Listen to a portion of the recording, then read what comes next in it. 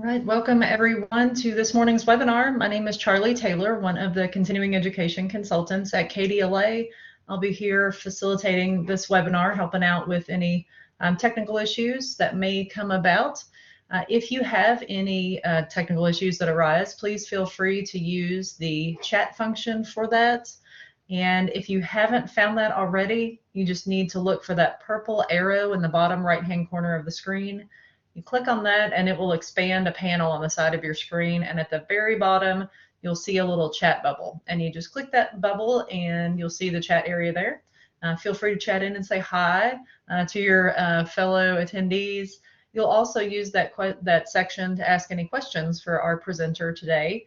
He has asked that we hold questions until the end. I know he's got a ton of material to cover, so I'll be keeping track of questions if you want to chat them in as they come, and then we'll address them at the end of the webinar.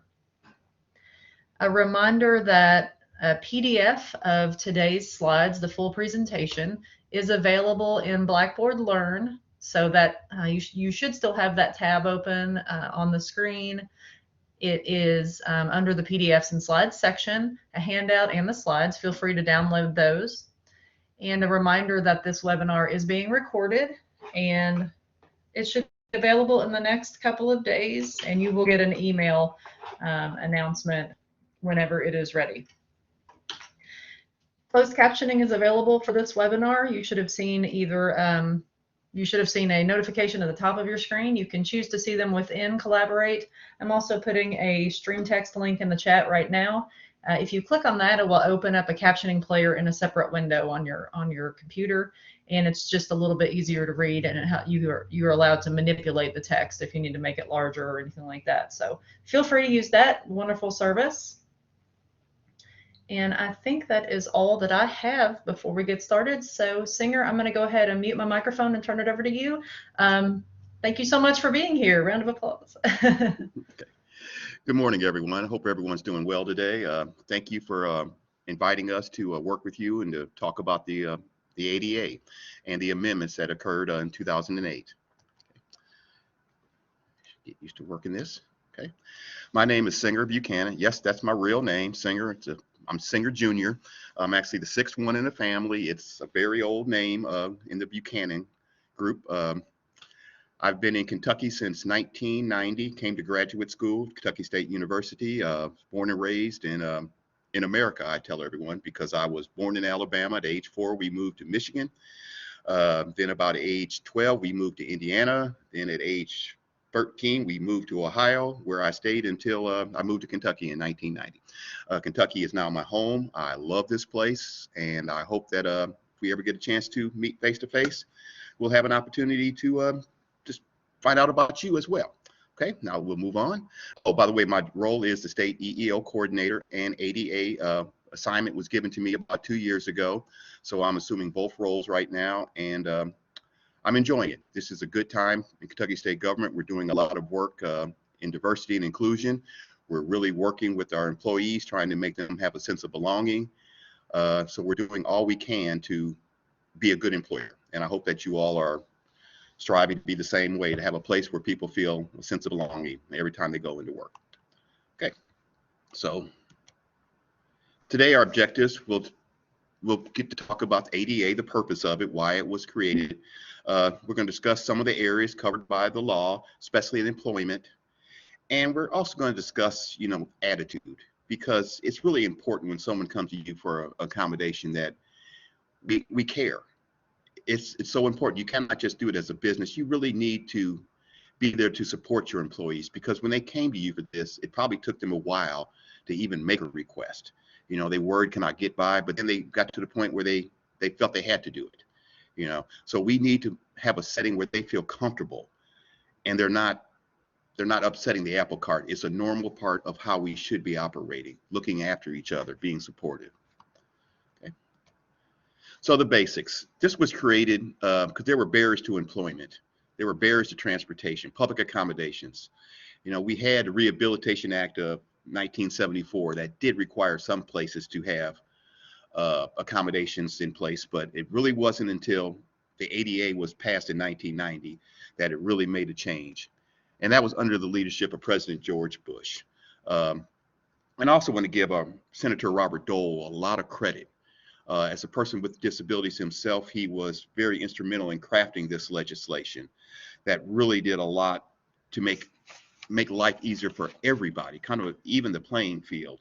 You know, it's a shame that in a country with so many resources that it took 1990 before we started realizing that this large part of our population needed some attention, needed to have the ability to go to work, and needed to have resources that were going to assist them in doing their just everyday job.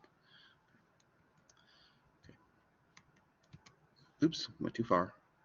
Okay, Title I of the ADA deals with private employers, state and local governments, employment agencies, labor unions, and basically says you can't discriminate against qualified individuals with a disability or job application process, and that includes hiring, firing, advancement, all of those privileges of employment, just based upon person having a disability. In other words, the federal government was telling us, you know, we need to work with these people. Title II applies to state and local government entities, and once again, deals with disabilities in the employment area, as well as our services. And then we get to the next one, Title III, and that's on private businesses. And also, if you look down a little further, you will see libraries are listed in this area. We have all new construction modifications must be accessible to individuals with disabilities. For existing facilities, barriers to services must be removed if it is readily achievable.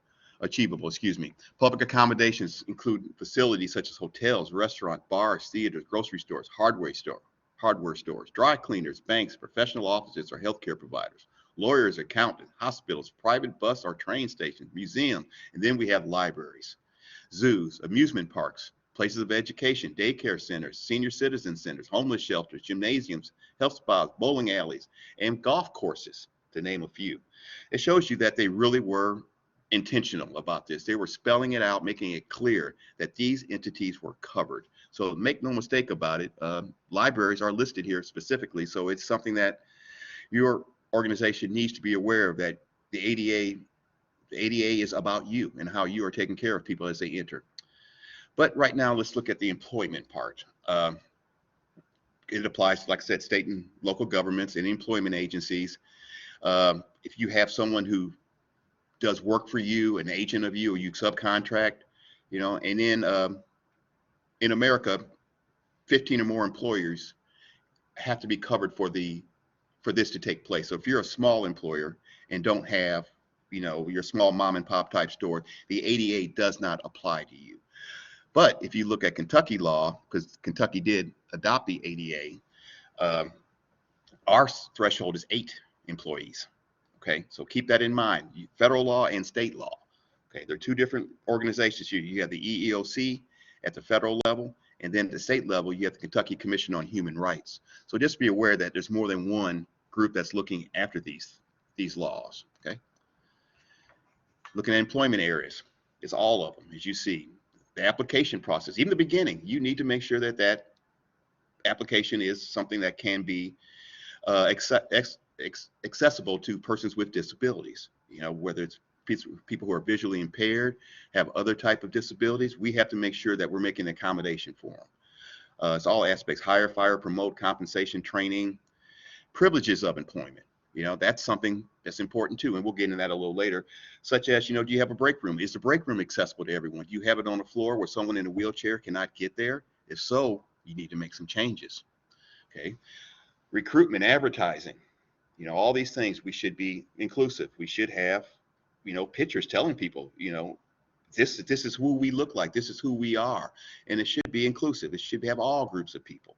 When you're dealing with employment situations such as tenure, you know, ADA should not have anything to do with a person's tenure. You should not have separate groups of people, categories. Layoffs should not be based upon, you know, a person with a disability or any other protected class. You know, fringe benefits, leave, all other employment related activities, everything should be done on a non-discriminatory basis. Okay, so no decision should be made upon a person's protected class, especially dealing with disabilities. Oops, I keep hitting 2 slides, sorry about that. Okay, disability is defined as a physical or mental impairment that substantially limits a major life activity has a record of such impairment, or is regarded as having such an impairment.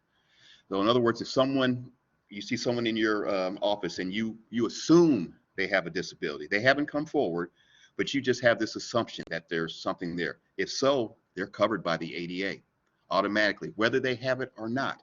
And if something were to come up where some sort of adverse employment action were to take place, and they felt that it was discriminatory based upon your assumption of them having a disability, then the ADA would kick in and the laws would protect them. Okay, and persons discriminated because of a close friendship or relationship that is known with the person with the disability is also protected. So if you have a family member, who's disabled, or a close friend, and you're assisting them, and then your employer is trying to make disparaging comments or taking action against you based upon this, they violated the provisions of the ADA. Now, what are major life activities? Okay, this is quite a long list here because there's so many things here that we just take for granted a lot of times, but they really are. If something were to happen where we need help in certain areas, such as caring for oneself, performing manual tests, seeing, hearing, eating, sleeping. Sleeping disorders have a huge effect on work performance. Walking, standing, sitting, reaching, all of these things, lifting, bending, learning. Learning is an area, well, we all learn differently, but if we're going to be doing training programs, things like that, we need to make sure that we're doing it in ways that are accessible to all people. We need to sometimes do things a little differently. We may have to bring an interpreter in. We may have to sign language interpret. We may have to have a keyboard that talks or something like that. They're all different things that we need to be thinking about. There's so many assistive technology equipment out there now that can support all of our employees. And sometimes that employee is us. So keep in mind that these things are not for those people. This is for all people. Okay. Reading, concentrating. I've dealt with cases with ADA where you have people who need extra time to process things. As long as they have the physician that is saying that, as long as it's not having an undue burden on the workplace, we should allow that. And give people every opportunity they can to be successful in the job. That's why I kept talking earlier about attitude is so important. We are here to support our employees in this endeavor. It's a challenge for them, so we need to do whatever we can to let them know everything is okay. Okay. Thinking, communicating, interacting with others. Not everyone is an extrovert. A lot of people have difficulty communicating with people. It could be style, it could be all kind of issues that are out there, but we need to make sure that we're doing our best to at least keep them in the loop and communicate. Some people may not want to talk back, but we still need to make sure we're giving them all the information, including them in staff meetings, even calling them and asking them, do they have something, but give them an opportunity to participate. Do not let them feel like they're isolated because of a disability. So what else? We have immune system issues, organ and skin disorders, normal cell growth, digestive, bowels, bladder, neurological issues, respiratory, cardiovascular, reproductive. I mean, there are all kinds of things that are affecting people, and these are all covered under the ADA.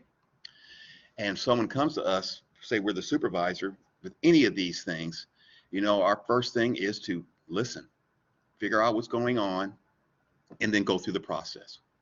So when someone asks for reasonable accommodation, what does that actually mean? It means any type of modification or adjustment to the job. Okay, are we changing a keyboard? Are we changing the lighting? Are we doing a ramp that should have been in place earlier probably? But any type of environment that will enable an applicant or employee with a disability to participate in the application process or to perform essential job functions is what we're talking about. Okay, and it's case by case basis. I can give you examples, but it won't be the example that may happen with you. Okay, it's not that easy to just try to create a scenario that's going to be real, because real is real. It comes when it comes. When that person walks in, whatever disorder they are, we should be listening, trying to figure out, working with their physician to make sure that we're doing it in the best way to support the employee and to make sure that we're getting the job done. Because that's another thing. It doesn't, if you have a disability, it does not mean that you have lesser productivity standards. Okay, it's the same.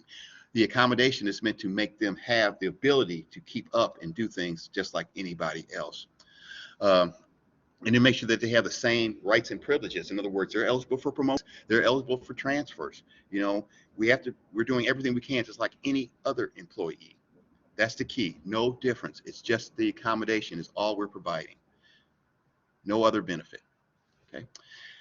Different ways of testing. You know, some people, like I said, depending on their style, how they learn, you know, we may have to do an oral test rather than a written test. Ask people questions. Um, Once again, moving common areas to accessible locations, you know, such as the break room. Do you have a research room, you know, different places where people go in? You know, is the entire facility there? Do you have certain place where you may, you know, have microfiche or something, you know, where you have collections, things of that nature? Are all of these places accessible? You know, you want to make sure that all your employees have the ability to work throughout the organization, you know, and that's just something. But there are challenges sometimes because some of our facilities are grandfathered in, and a lot of our county libraries, I'm sure, are in that area. But we still need to find ways to get people to get to the services that you provide. You know, and like I said, it's case by case basis. Sometimes the best thing to do is ask the employee, what do you suggest we do? You know, talk to the physician. What do you suggest we do? You know, talk to your HR people. Let them work with you. Okay. Attendance and leave policies. Sometimes you have to make modifications of these with people with disabilities. If someone has, say, for example, let's go back to the sleep disorder.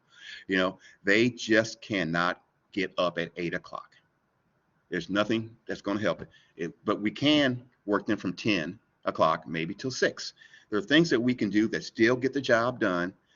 They're able to still maintain their lifestyle in a way that works for them, and we're still able to get our work done.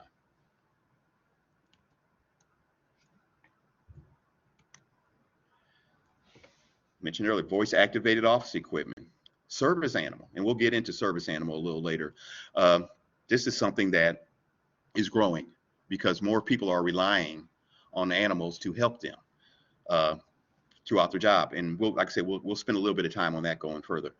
And modifications, like I mentioned before, it could be as simple as changing the lights. I know my wife, when she worked for state government, she had migraines, and she actually had a doctor's note that asked for them to tone down the lights over her desk, and the employer did it, and she was able to function. Okay, quiz time. True or false? And I know that you all, because we're virtual, it's going to be, you're not going to have to necessarily answer, but just answer to yourself, okay? An employee with a disability has to pay for any changes they will need to do their work. I mean, that sounds reasonable, doesn't it? Because, I mean, we wouldn't have to do this if it wasn't for you, right? Is that what people think sometimes? Well, let's see. False. It is up to the employer to take care of any type of accommodation, as long as it's reasonable, okay? And reasonable being, if you're a public entity, government, that burden is pretty high, okay? Because you all do have tax money that comes in, and people will say the employee needs it. You know, very rarely does it get expensive. We also have a chart on that we'll show at the end about how the costs normally break out, but you'll find that it is not as bad as people think. Okay, which of the following are protected by the ADA? A person with the loss of vision. B, a person who has seizures. C, a person with extreme anxiety. What do you think? A, B, or C? They are all protected. Yes, yes, and yes. Okay, as you see, there are many disabilities that are covered, and we went over a number of them earlier, but it was not an all-exclusive list. Okay, so getting started. You want to be prepared to support your employee, which is why I say lean to acceptance. If someone comes up to you and say, excuse me, boss, I need to talk to you about some things that are going on with work. I think I may need to have some sort of modifications with my workstation. My back is causing me problems. The sitting is not something I need to be doing all day. I'd like to see if I could get a standing desk. I actually have a note from my physician that recommends this, that would help me. And I'm just coming to you asking to see if we can work together. So you've listened to what the person says, you express support and say, well, I've seen other people have got those flexible desks. Let me see what I can do. I'm going to talk to my boss and to human resources, and I'll get right back with you. I mean, like tomorrow, and we'll see if we can start an interactive process to figure out how we're going to get this done. You've given me some good documentation here. We'll share it with our leaders over here, and we'll start working on this, okay? And you're keeping them informed what's going on. You're a calming effect. You're there to support them, and let them know it is interactive. So we'll get back with you and we'll see if this works, and maybe we'll try something else. And maybe I need to call the Job Accommodation Network, which is a great resource for all of you. It's called jan.org, okay? Or Ask Jan. Either one of those, you can Google it and it'll take you to their website, and you can find all kind of resources. You can put in the search bar the type of disability, and it will give you accommodations, things that can help, remedies to help people who have these issues. So it's there. So we have a lot of resources for you, but the JAN is one that I recommend to everyone to please use. Okay. You let them know it's a step-by-step journey. Each one's unique. That's why I told you I don't like to really give examples, because I don't know what you're going to be facing, and I don't want you to think that it's just limited to these areas. It really is unique, each one. So you don't go in with a preconceived idea for a solution. We just have to figure out where we are, where we want to get to, and what we have to do in the middle to get to this place. Let them know that documentation is important, because that's part of the law. We have to be able to prove that this is something that is necessary. I've heard stories of one employee will come in and need a new type chair because of some back issues or neck or legs or something, and then other employees will see that nice chair and they'll want one and want to know why they can't do it. Well, if they think that they're similarly situated, then they need to go through the same process of going through their physician, getting this documentation. Okay. Not too many physicians are in the business of providing false documentation. Okay. They are going to make sure that exactly what you need, and they're going to do it right. Okay. You want to support the employee and let them know that there are other resources out there that can support them. There's also at least with us internally, we have an employee assistance program that can help people. We also have resources such as myself that people can talk to, get consultation services on how to talk with their employer, how to talk with their physician in order to make sure that they're asking the right questions, because a lot of people don't know how to explain to the physician what's going on with the job. Okay, but we try to give them enough information where they can at least go in and have a good conversation. Okay, and then you want to follow up as necessary. Make sure that things are working out for the employee. Is this accommodation doing what we thought it was going to do, or do we need to start over again and look at this again? Because once again, it's still our person, and the way we handle this is going to do a lot to do with loyalty going forward. Is this employee going to be here for us for years to come, supporting us? Yes, if we do things right. But if we turn the blind eye and act like we're not supporting them, they're going to do like a lot of other people with the great resignation period we're in now. They're going to go someplace that's going to support them. And I do think that this experiment that we've done over the last 2 years has shown us that the workplace does not have to be the traditional workplace that we always thought it was, meaning the 9 to 5, sit at your desk, do your job. No, you can do a lot of this stuff from other places. We have found you can work from home. You can be successful doing this. Now, the work that you all do dealing with customers face to face, sure, I'm sure there are a lot of times you do have to be there, but does everyone have to be there?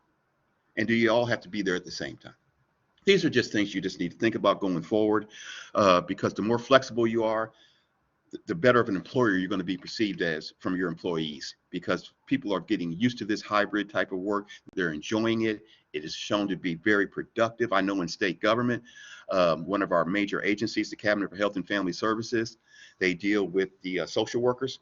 Their productivity is up 20%. 20% for those that are working at home, and they currently have no intention of going full-time back into the office, because we found that we can trust our employees because they're grown-ups and they're acting like it. Okay, so if you've been there before, you may or may not, but if you had an accommodation request, think about it. Were you able to help the employee do the job? Did it turn out better? Who supported you? Did you get help from your supervisor? I would hope so. If you had an ADA coordinator, were they there to help you and help your employee? HR? These are all people who should be supporting you. And all of us in this role, because I'm in this here within these groups too, it is our job to do this. And a lot of times, you deal with people who have gone through a lot and their attitude is challenging at this point. We need to do whatever we can to try to turn that around, to let them know you're finally at the right place. You finally have someone here that's going to support you. Or I may not have the answers. This may not be the right place, but I'm going to listen, hear you out, and I'm going to work with you to get you where you need to go. Because if you're able to do that, then chances are your employee was able to be successful on the job because of the accommodation and support that you provided for them, which is very valuable. So what steps did you take to ensure confidentiality? There are times when issues happen that affect the whole workplace. I'm going to do what I said I wasn't going to do, is try to give you an example. Chemical sensitivity. There are times where fragrances have caused them to have problems. And this is something that's covered under the ADA. And we have had to talk to employees in certain areas near the employee without providing a person's name, even though chances are the word gets out, but we as the employer are not going to say the person's name. We're just going to tell you we have someone that works here that has chemical sensitivity, and here are our workplace rules. No fragrances, no perfume, no cologne, while you're here. I know it makes a lot of people upset. And yes, I've seen people say, you're discriminating against me because this is me. You're telling me I can't do this. The ADA says that that person with the disability overrides the others. Okay, we need to do as an employer what's necessary to make sure that person can work successfully.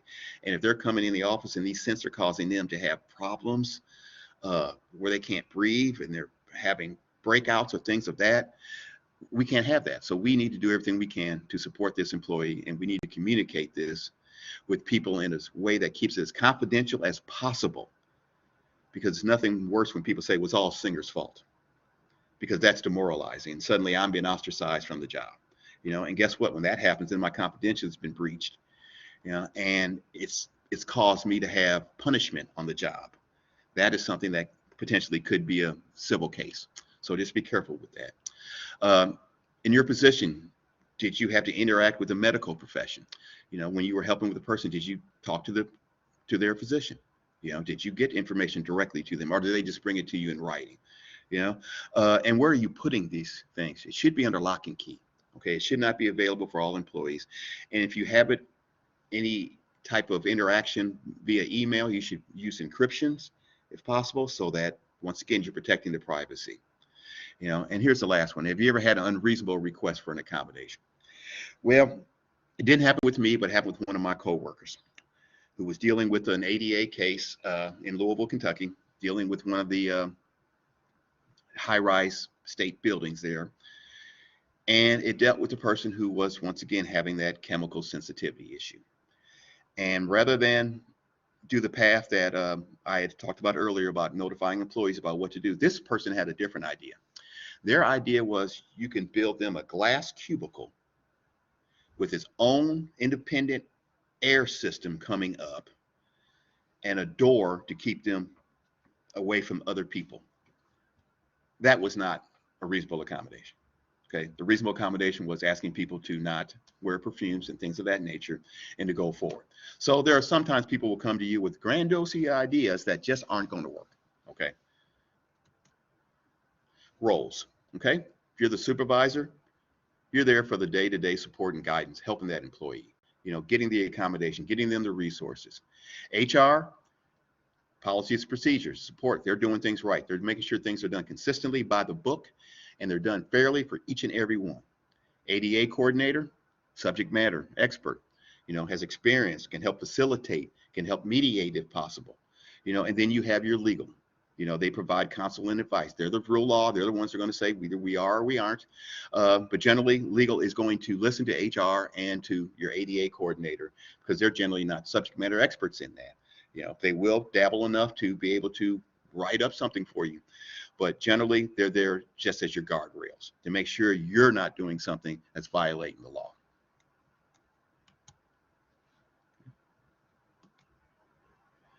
Service animals. I mentioned I was going to get into that. Okay. These are protected under Title II and III of the ADA. Falls under public accommodations, state and local government entities. And this is where it gets kind of fun. I enjoy this part of this workshop because service animals in training are not protected by the ADA.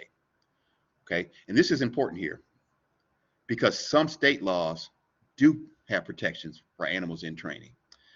And the question I want to ask you, once again, just to yourself, what do you think Kentucky does?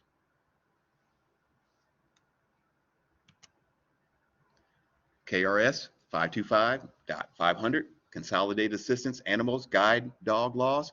Dogs in training who are accompanied by a trainer for training purposes are covered by Kentucky state law. Okay, let's read that again. Dogs in training who are accompanied by a trainer for training purposes are covered by Kentucky state law. Now let's go forward. What is a service animal? Well, it must be a canine or miniature horse. It cannot be a pig. It cannot be a bird. It cannot be things that we've seen people try to bring on planes. A service animal and emotional support animal are two different things. Okay. Emotional support, a lot of people are doing that. Anxiety, issues like that, that is a different area. A service animal does task. Okay. They are not pets, regardless how they're treated by the person. If you're like me, I am an animal lover. We have 4 dogs in our house, okay? And each one of them is special to us. And no one better hurt my dog, okay? But they are not service animals. They are not emotional support. Now let's look at the next one. They do not have to be professional trained. Service animals do not have to be professional trained, which means what? People can train their own animal. And if we go back to this, service animals in training are not protected by the ADA, but in Kentucky, they are. And then dogs in training who are accompanied by a trainer for training purposes are covered by Kentucky state law. That trainer does not have to be a professional, okay? Are you getting to where I'm going with this? And they do not have to be professionally trained, which means who are we in our roles to judge somebody who says they have a service animal in training? We can't. The way that law is written, we have to go by somebody's word. The dog does not have to wear a vest or a badge. I know a lot of people say, well, you got to have that thing on, you know, where it says a yellow thing. No, it doesn't. It doesn't. So I know these are kind of wake up moments because we think that things have to be happening. This service animal law is put it this way, the person with the animal is in charge at this point. They seem to have much more authority of how things work. We as the entities that are there, we're at their mercy because of the way it's written, because anyone can be a trainer without any experience. As you see, it can cause problems. So unless something is going wrong with that animal, whether they're not clean, they're not safe, they're not sanitary, there's danger, hazardous, something like that, we just need to go on with it. Okay. Now, we do not have to let people bring animals in that are, like I said, not properly functioning. You know, they can't be, you know, using the bathroom inside of your facility. No, none of that. All that is reason to put somebody out. Okay, they have to have the animal under control. The animal, like I said, has to be clean. It has to be, I think a lot of times even has to have all the shots, you know, so you can maybe ask for a shot record, something like that. But be very careful with those things because, like I said, the power is with the employee. So 2 allowable questions, which once again limits the ability for entities to question. Is this a service animal? Is a question you can ask. And if the person says yes, then the only other question you can ask is, what task has this animal been trained to perform? So what is a task? Guiding a person who's visually impaired, assisting an individual with seizures, picking up, retrieving objects, assisting a person with hearing loss about certain sounds, providing physical support, support with balance, assisting a person with psychiatric disabilities by interrupting compulsive behavior. These animals are amazing, okay? What they can do, how they can help people.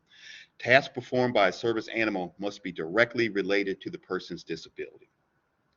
So if you're the employer, it gives you a little bit more leverage to figure out what's going on with the service animal. But if you're looking from the other side, as you're a service provider, you know, you're really getting into the person's disability. I don't know how far you want to go asking a client or a customer questions like that. They come in, if they tell you it's a service animal, you know, you can ask, well, what task? And that's it. But you got to be careful about getting into their disability. You know, just think about that. Be very careful as you navigate some of these areas. Okay. Quick question here. Philip has worked with his manager, Paula, for over 10 years. They get the work done, but do not interact very often. Philip asked to meet with Paula and she agrees. After the meeting, Philip gives Paula a letter from physician, asks for accommodation to work remotely due to his underlying conditions and the COVID-19 virus. Paula looks at the letter and says, no, he's been fine all this time. And I'm gonna tell you, this scenario was written before the judge just threw out all the CDC rules, okay? So think back a couple weeks ago, a couple months ago, and if you're in this situation, okay? Because people did come up with notes from the physician based upon this exact situation.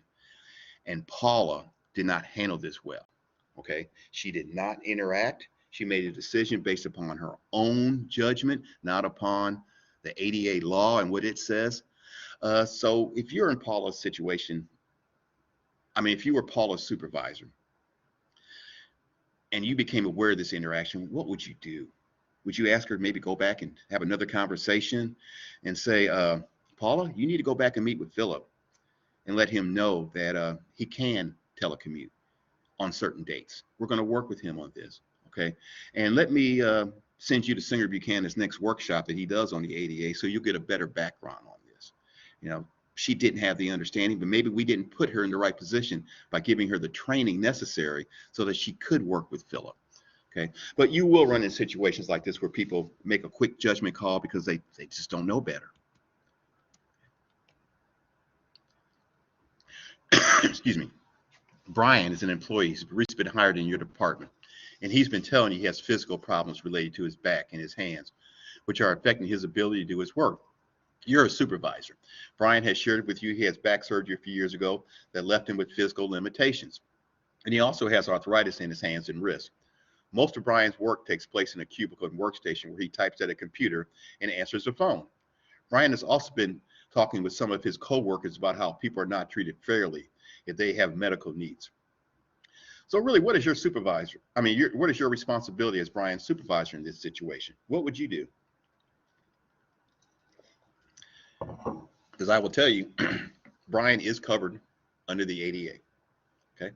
He has told you that he has problems with his back. He has made you aware. He has not asked for an accommodation necessarily, but you do know that he would be covered by the ADA.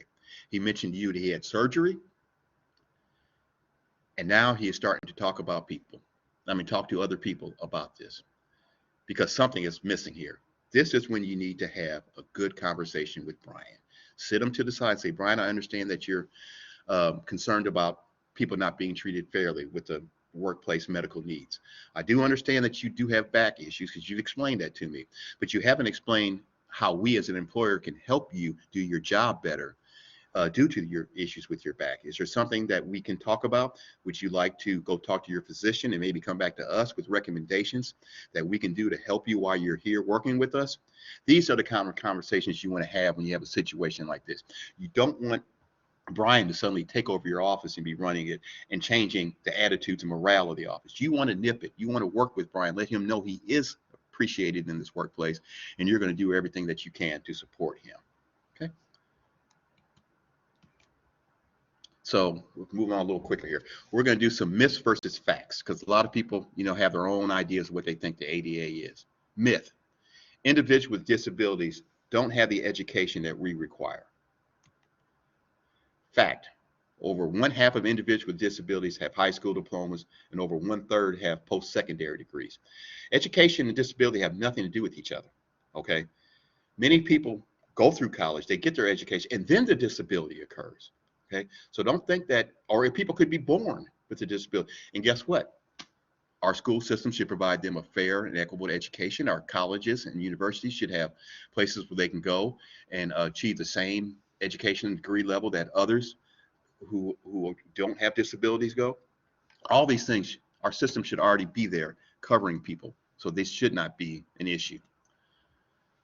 Individuals with disabilities are unable to meet performance standards or productivity goals. Okay, no. Lewis Harris and Associates have 920 employers found employees with disabilities have about the same 57% or better 30% productivity levels than persons without disabilities. So once again, people can do the job. Supervising employees with disabilities is more difficult. Someone will have to help them. In most cases, individuals with disabilities have already adjusted to their disabilities. With proper job training, they can work unaided. And if they do need assistance, that is the role of a supervisor, just like any other employee. From time to time, we all need a little help with some task of our job. And just because someone has a disability does not mean they're treated any differently. They're supported, they're given the tools and encouragement that are necessary for them to be successful on the job. Job accidents. The myth is workers with disabilities are more likely to have accidents or to be prone to additional injuries. People have the mindset someone has something wrong, it'll happen to them again. Not necessarily true. In 4 national studies, the U.S. Department of Labor found that workers with disabilities experience fewer disabling injuries than the average employee exposed to the same hazard. Once again, dispelling a myth. Hiring. It's impossible to interview someone with a disability because of human rights laws. No. Ask the same job-related questions you would ask other applicants. How can you perform this job? Give us examples of a time when you did this. Do you have experience with this? The same questions. You're focusing on the abilities, what they can do, not what they can't do. Okay? What they can do. Once hired, I can't discipline or fire an employee with a disability. You know, they're in that protected class. You know, it's just like a person who's a female, who's a minority, who's a veteran. It's based upon your job performance. Okay? It has nothing to do with what protected class you're in. It has something to do with your productivity, your work performance, your conduct. Those are the things. There are no special procedures. Okay? It's the same thing. And if someone's having a problem, you discuss it with the employee. Try to find solutions. And then you need to document. Okay, because even though a person has a disability, they still have to perform at the same level as other employees with the accommodation. Employees with disabilities are less reliable and are absent more often. The fact, on average, employees with disabilities are not absent any more than employees without disabilities. The U.S. Chamber of Commerce study found that workers with disabilities have an 80% lower turnover rate. You know, a lot of times people get a job and they're happy because they're treated well and they're not leaving. And put yourself in the position of a person with a disability. You know, would you be leaving a job to go somewhere else, trusting that the other job's going to take care of you the way? You may not. You may not. I don't know. You know, there's things that are happening all over the place. They should have the ability to go any place at any time, just like anybody else. But a lot of times people themselves will exclude themselves from other opportunities because they're comfortable. They have an employer and supervisor that's working with them and that are doing things. I'll give you a good example, the type of people like that. State employees. State employees have worked diligently with fewer co-workers, fewer people helping them, and for years we received no raises. Okay, but we stayed because of the work that we're doing, because we were happy to be providing services to the people. We felt a commitment. We went into this job not necessarily for the money. We do want to be fairly compensated, make no doubt about that. Okay, but we also were there for other reasons. We like the work we're doing. We like the co-workers. It's the same with these people with disabilities. If they're in an environment where they're supported and happy, some of the other things aren't as important as the environment. You know, how are they feeling? How their co-workers accept them and make them feel a part of the team. You know, these are issues that we all can be a part of. Any of us can be an environmental supporter of our workplace. Okay, we want to have a place where everyone feels comfortable, everyone's supported, you know, and we need to do that, especially with people with disabilities and other protected classes, because historically they have not been given the same opportunities as others. It gets real expensive when we want to do accommodations. I mentioned earlier I was going to show you a little bit of chart on that. Most job accommodations are simple and inexpensive. Um, just changing job duties, maybe some modified hours. That's all most people are looking for. You know, can we do something a little different? Can we do something a little different? Look at the accommodation costs. Okay, most of them, not but excuse me, 31%. There's no cost at all. It's just some sort of an adjustment. Okay, 19% less than $50. Another 19% between the $51 and $500. 14% up to 1,000. 11% from 1,000 to 5,000, and more than 5,000, just 1%. Okay, these things can be done. We just need to have the will to work with people and to have an interactive process where we can work together to come up with a solution that's going to be effective for the employer and it's going to be effective for the employees. Okay.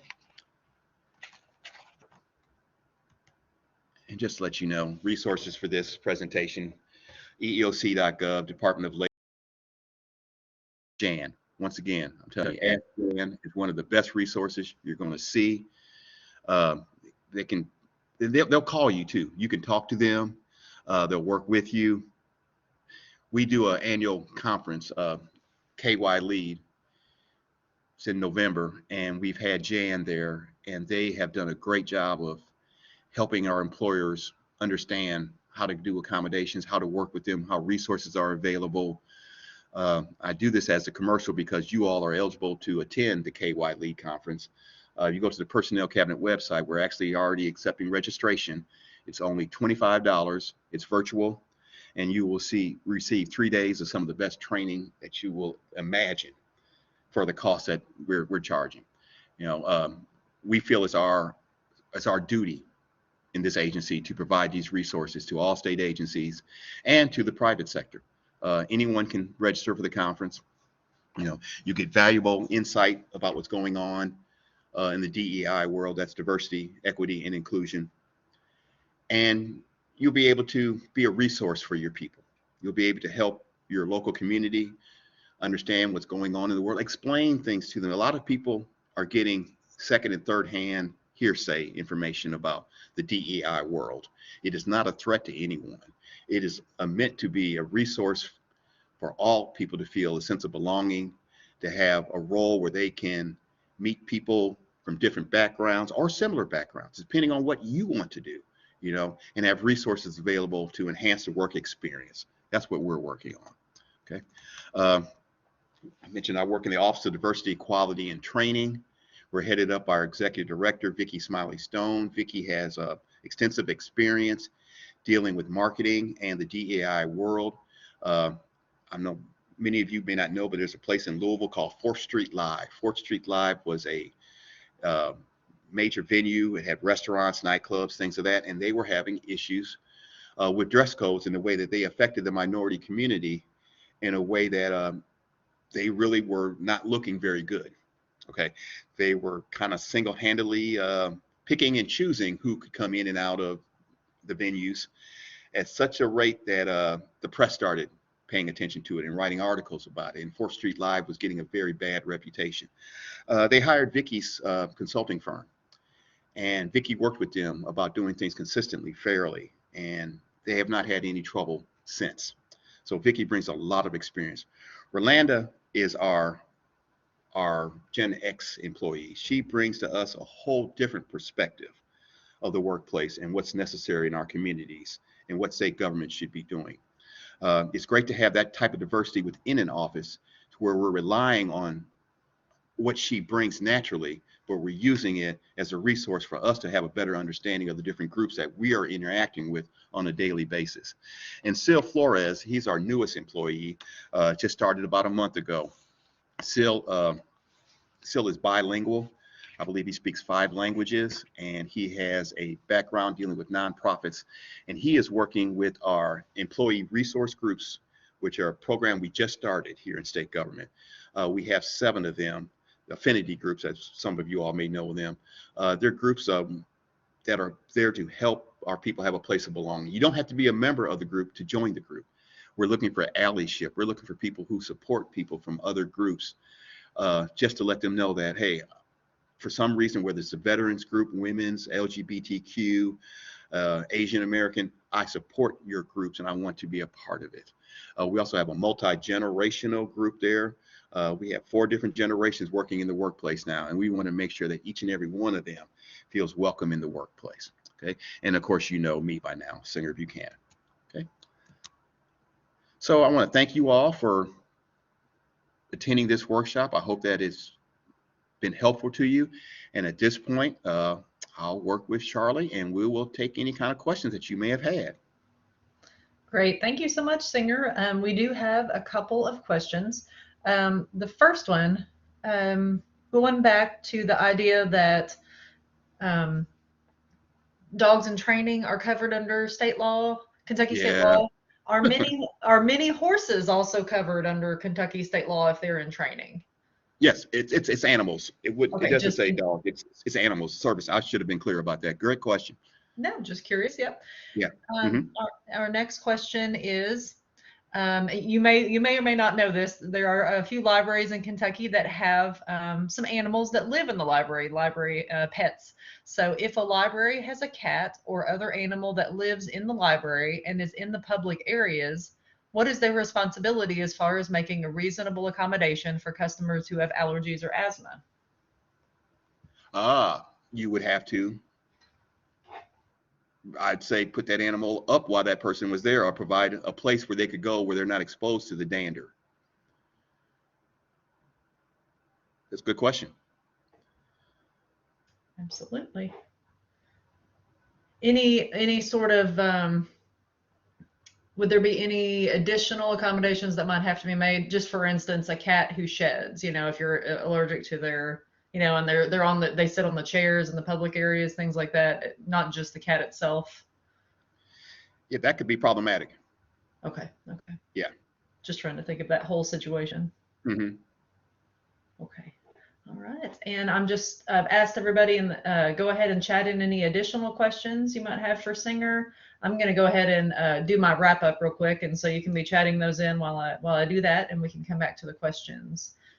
We do thank the Institute of Museum and Library Services for their sponsorship of this webinar and so many of our services at KDLA.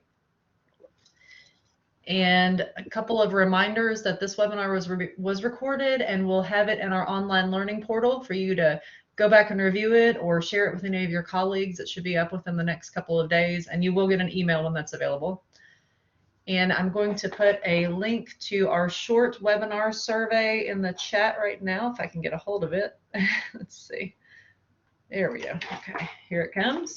Just 4 questions, just takes a minute or so, and we would love your opinions, responses about this webinar, whatever you'd like, any suggestions for future training. The PDFs and slides for this webinar are available back in Blackboard Learn under the PDFs and slides folder. And so any of the links that Singer provided for you are available in that PDF. And if you're attending live, then you will be receiving a certificate of attendance within the next day or so as well. And final call for any questions. I'm not seeing anything.